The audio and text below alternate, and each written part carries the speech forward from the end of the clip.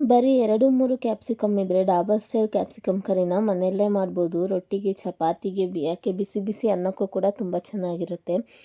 ನೀವು ಒಂದ್ಸಲ ಟ್ರೈ ಮಾಡಿ. ಅದು ಮಾಡಲಿಕ್ಕೆ ಮೊದಲು ಒಂದು ಮಿಕ್ಸಿ ಜಾರಿಗೆ ಒಂದು 4 ಟೊಮ್ಯಾಟೊ, ಹೆಚ್ಚಿರೋಂಥ ಟೊಮ್ಯಾಟೊನ ಹಾಕಿ ಚೆನ್ನಾಗಿ ಗ್ರೈಂಡ್ ಮಾಡ್ಕೊಂಬನ್ನಿ. ನೋಡಿ, ಇಷ್ಟು ಗ್ರೈಂಡ್ ಆದರೆ ಸಾಕು. ಇಷ್ಟು ಸಣ್ಣಗಾಗಿದೆ ಈಗ ಒಂದು ಕಡಾಯಿ ತೊಗೊಂಡು ಅದಕ್ಕೆ ಎಣ್ಣೆ ಹಾಕ್ಕೊಳ್ಳೋಣ. ಒಂದು 4 ಟೇಬಲ್ ಸ್ಪೂನ್ ಆಗೋಷ್ಟು ಎಣ್ಣೆ ಹಾಕ್ಕೊಳ್ಳಿ.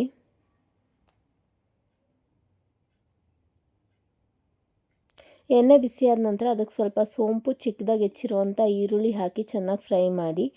ಈರುಳ್ಳಿ ಕಲರ್ ಚೇಂಜ್ ಆದ ನಂತರ ಗ್ರೈಂಡ್ ಮಾಡಿ ಇಟ್ಕೊಂಡಿರುವಂಥ ಟೊಮ್ಯಾಟೊ ಪ್ಯೂರಿ ಕೂಡ ಅದಕ್ಕೆ ಹಾಕಿ ಅದನ್ನು ಚೆನ್ನಾಗಿ ಬೇಯಿಸ್ಕೊಳ್ಳಿ. ಅದಾದ ನಂತರ ಅರಿಶಿನ ಪುಡಿ, ಖಾರದ ಪುಡಿ, ಕೊತ್ತಂಬರಿ ಪುಡಿ ಮತ್ತು ಉಪ್ಪು, ಗರಂ ಮಸಾಲ, ಸ್ವಲ್ಪ ಜೀರಿಗೆ ಪುಡಿ ಇಷ್ಟನ್ನು ಹಾಕಿ ಚೆನ್ನಾಗಿ ಸ್ವಲ್ಪ ನೀರು ಹಾಕ್ಬಿಟ್ಟು ಚೆನ್ನಾಗಿ ಬೇಯಿಸ್ಕೊಳ್ಳಿ.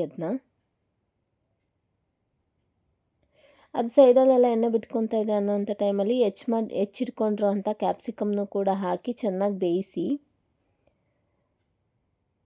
ಕ್ಯಾಪ್ಸಿಕಮ್ ಎಲ್ಲ ಬೆಂದಮೇಲೆ ಕೊನೆಯಲ್ಲಿ ಕಸೂರಿ ಮೇಥಿನ ಮೇಲ್ಗಡೆ ಉದುರಿಸಿ ಒಂದು ಸಲ ಮಿಕ್ಸ್ ಮಾಡಿ.